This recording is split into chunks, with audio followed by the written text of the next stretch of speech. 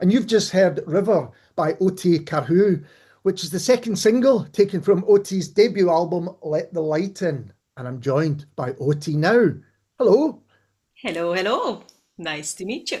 Nice to meet you too. And before we talk about the album more generally, can you tell us about River that we've just heard? Oh, right. So River is I basically set out to write a song like the river. So I wanted to create that kind of the flowing nature, the different turns that it takes, how it fast and then it's mellow and it has all those different turns. So I wanted to write a song like that. And it was because there's a lovely river pool actually nearby from where I'm from. And it was a one summer's night. And as mothers, after we got our children to bed, left them to their dads and went for a lovely little swim in there. And it was such a lovely kind of tribal experience. You could just let go of everything that had happened during the day and just trust in your friends and on these other women and then the nature around and the river that we were all in. I just kind of wanted to recreate that moment as a little kind of musical memory for myself. Oh, that sounds lovely. And is that a secret river? Is that somewhere that you don't want people to know about? We're not talking about the River Clyde, for instance. It is not the River Clyde. I live in Lochwinnoch, which is not too far from Glasgow. Yeah, It is the river pool that not lots of people know about, but it is not a secret. Just yeah. near the golf club. So if somebody wants to go scrambling, And they, Loch Winnoch was where the album was recorded. it is, yes, yes, in Starla Studios, So just outside the village. we'll talk a little bit about the recording of it because I'm very interested in how that came about. But so tell us about the album more generally. Are there themes and ideas and even musical styles which run through it?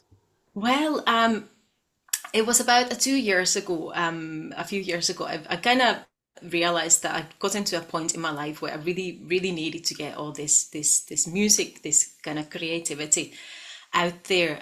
It was about time to start recording music and get my music out there. So in those kind of 2 years, so I released a single in 2023, just before I turned 40.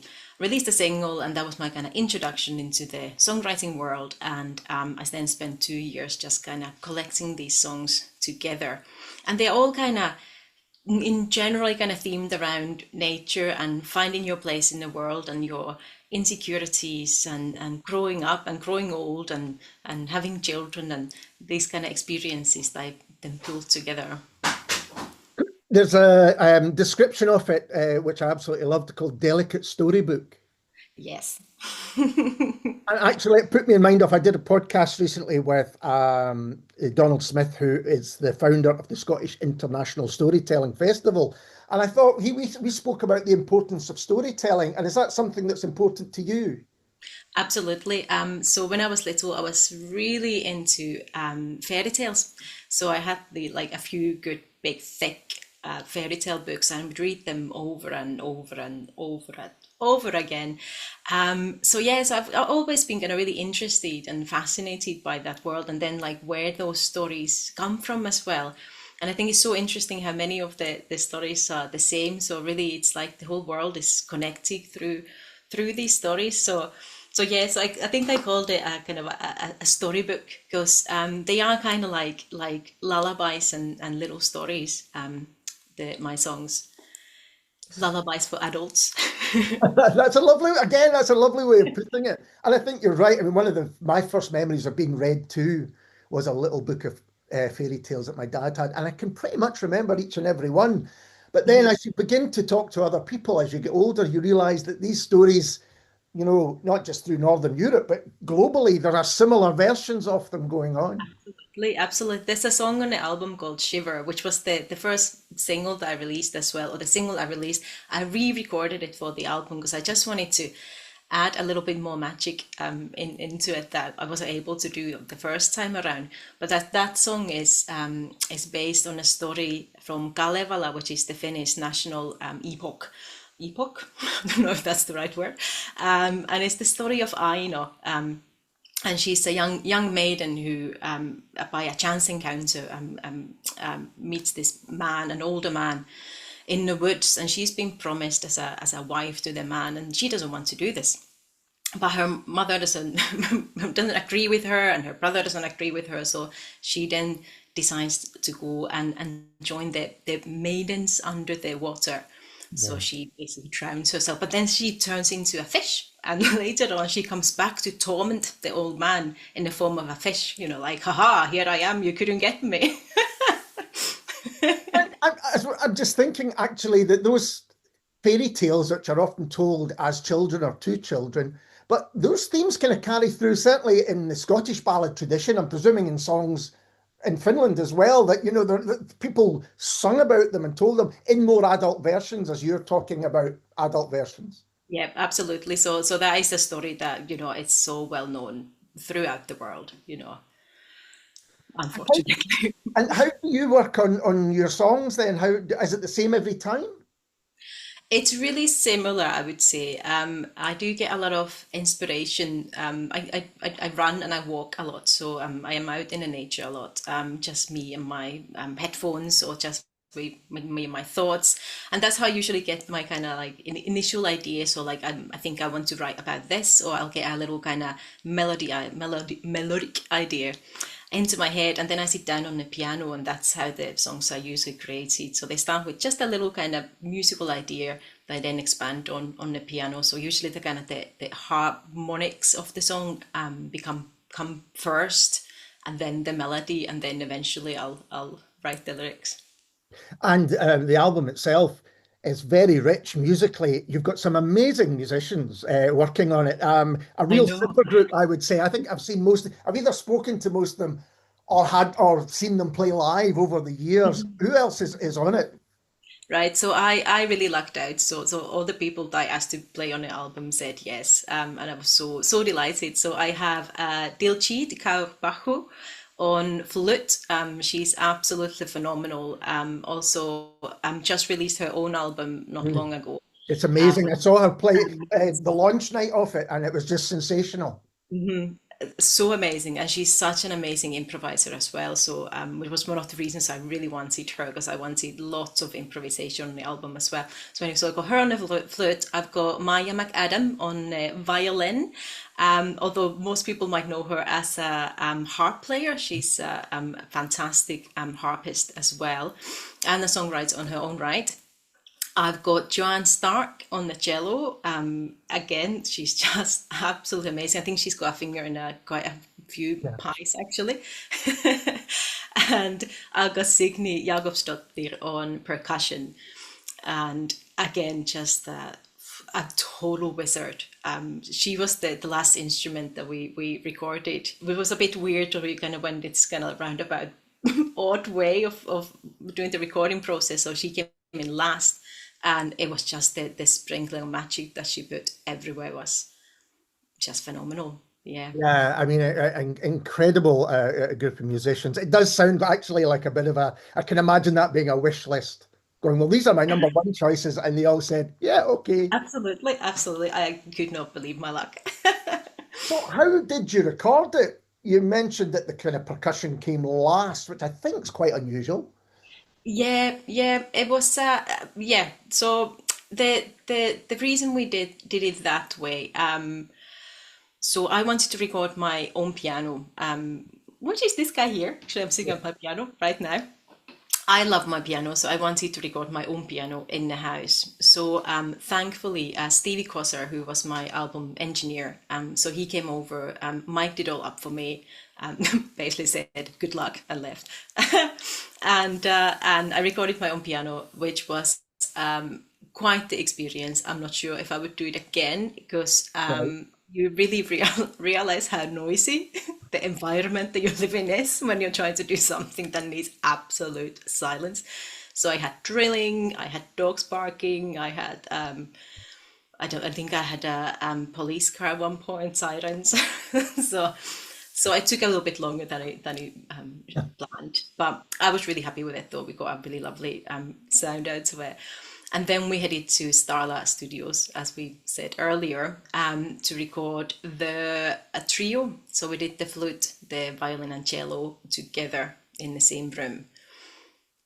And yep. I I thought was like, just going to say, it's doing something like, I guess, noises that normally would just wash over you. You don't realize, but then suddenly I remember we used to, when I first started doing the podcast, we recorded them. I lived right in the middle of Glasgow on High Street, and of uh-huh. course you had ambulance and all that. But even the fridge kind of humming in the background, you would suddenly notice it and you would have to unplug it to kind of get. I know. I had to switch everything off. So like all the plugs came out. And I think it's that like when you have the headphones on as well, and you can hear what the microphones catch. Yeah. It's unbelievable the amount the amount of noise there is. And then you get a really good take, and there's a little like a dog barking. I think there might be a little dog barking actually on the album, so that's a little Easter egg for somebody Um, to find. Try and find the dog bark.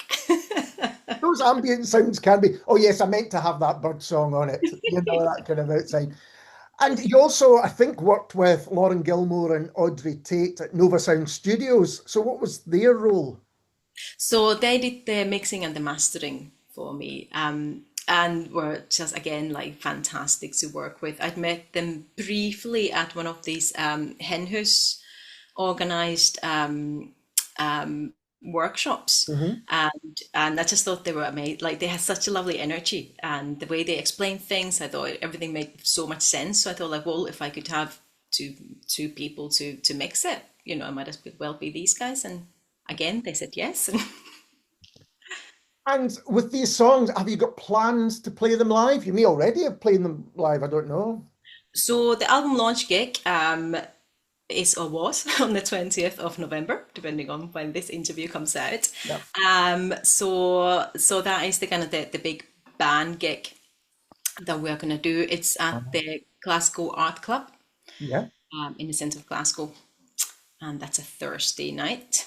And it's going to be full band, the people we've already spoken Absolutely about. full band, and also backing vocalists as well, because I can't do my harmony and my and my main vocals at the same time. So a little extended album band. When you started writing the songs, Mhm. did you always know you were going to record them? And did you always envisage them being with this kind of band? So kind of yes and no. So I did write the songs with the recording in mind. So I did know that I wanted to record them, but I think about halfway through that I started to think about like what is the instrumentation actually going to be. And a few people have asked like why is it that trio, like why is it flute, violin, and cello? And honestly, I don't know. It just kind of came to me as a like I like these instruments. I like how they sound together. I think it would just be really cool, and it really works. And I guess because of the way you've written them with the piano, should you choose, you can also play them solo if that's something that you kind of wanted to do. Yep, They're adaptive. yep. So I can. There's a few of the songs that are now really a little bit difficult to play without the band because I feel like I need to get that melody in there as well, or I want to get that part in there as well. So I'm kind of having to like rethink the way I play the piano now, which is nice as well. Um, and a few of them I kind of prefer as the full album versions now, like River that you just heard. Yeah. It's just so much more fun when you get all the different layers all happening at the same time. I feel it really brings the song to life. And you said you've gone with the kind of trio that you have in terms of instruments just because that's what you wanted to go with. Can you say that there's some influences on the record? Do you have musical influences that you feel are on this record, or is this almost just a creation aside from any influences? Well, I think we always like to think that that anything that we create is just your own ideas and like my own brilliance that shines. But I think there are so many influences. I was listening. What I found really interesting is listening to my songs on Spotify and then seeing what Spotify recommends as the next song that I might like. Yeah. So what the algorithm brings me, and there's been a few songs that came that I really liked. But one of the songs was from the Amelie soundtrack, Okay. the film Amelie, which I Yeah. loved when I was younger. Yeah. And I loved the soundtrack and I played the piano pieces as well. And I really think that influenced the way I play the piano. It's those kind of really simple little kind of motifs that are brought together in a just beautiful way. And it's that kind of like French fancy.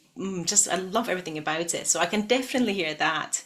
And I didn't really realize it until I heard that back, and I was like, yeah, that actually makes sense. Wow. I mean, that kind of suggests that for all the problems with algorithms and all those things, sometimes it can be quite accurate, perhaps, and pick up on things that you might not even. I had totally missed, absolutely. I, So that's for the piano. For the other, so I've always sang in choirs, and I've always been really interested in kind of orchestral music as well, and arranging. So I think there has to be so much kind of influences that come from those kind of works as well, especially into the arrangements that I made. So I arranged the instruments Mhm. as well, but I'm not entirely sure from whom. That's brilliant. Maybe And, somebody can point this out to me. and you mentioned there enjoying the soundtrack of Amelie when you were younger. I wanted to know your musical story, if you like. When were you into music right from the beginning? Yes. Oh, so apparently my mother tells me that I was singing before I could talk. Ah, okay, fantastic.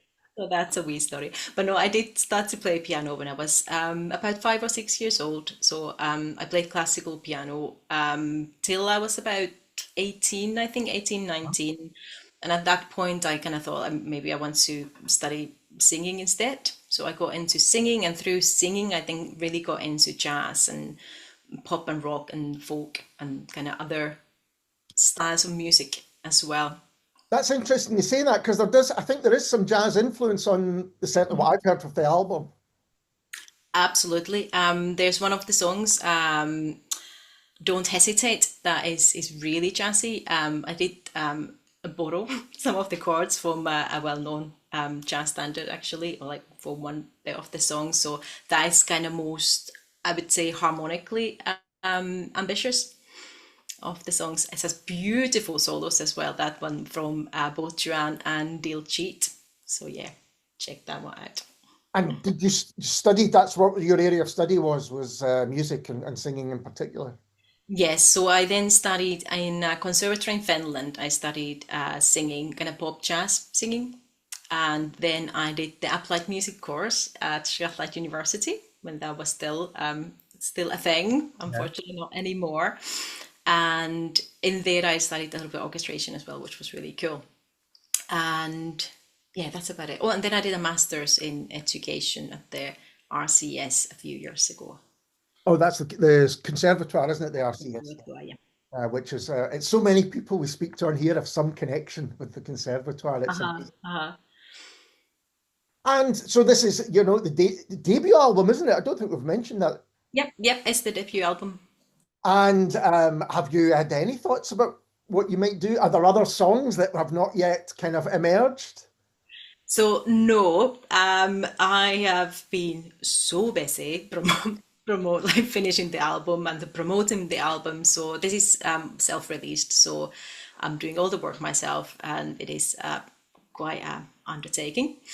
But I am planning the second album, so there definitely will be a second album, and I kind of have a little inkling of what I want to do as well and how I want to do it. But I'm trying not to run before before I can walk, and just get one thing out. Yeah, no, I mean a lot of work, absolutely, when you're doing it yourself. But I take it it's been a pleasant process all round. It has been absolutely amazing.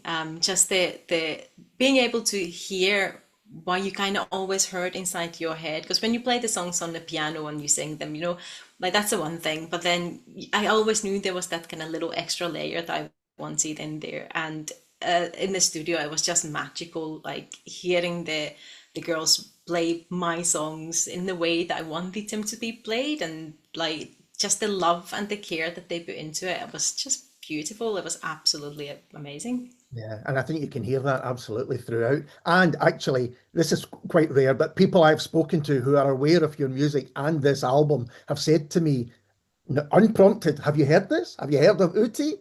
Have you heard her music? And I said, well, actually, I have because she's been in touch with me. So the word is spreading. Oh, that's great. Uti, thank you so much for taking the time to talk to me. I think it's a wonderful album and all the best with it. Thank you so much. And this is Outi Karhu and Let Them Come.